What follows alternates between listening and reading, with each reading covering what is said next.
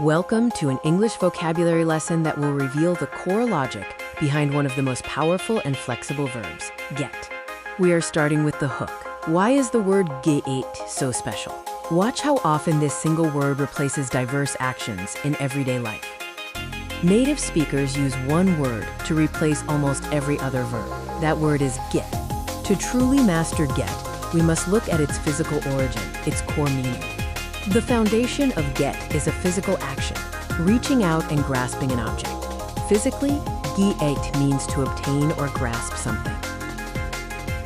Now let's explore the first cognitive extension, where physical grasping becomes abstract, change of state. States are containers. You are grabbing a condition, moving from one state to another. You don't become sick, you literally get the sickness. You enter the state of being sick. The second extension connects getting an object to arriving at a place. Destinations are objects.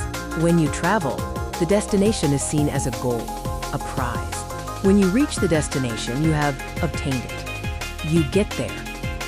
Our third metaphor is about how we process concepts.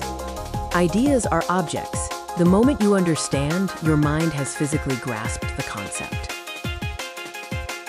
This is why we say, I get it. It means I grasp the idea.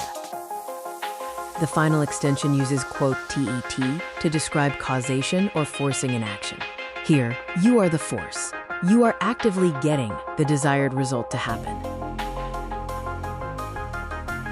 When you tell someone to get him to go, you are forcing the result of him leaving. We've covered the core meaning and 4 powerful extensions. Let's recap the logic. The logic is simple. Obtain, change, arrive, and understand. The versatility of get is not random. It is based on clear cognitive logic. Don't memorize, map the logic. Subscribe for more language insights.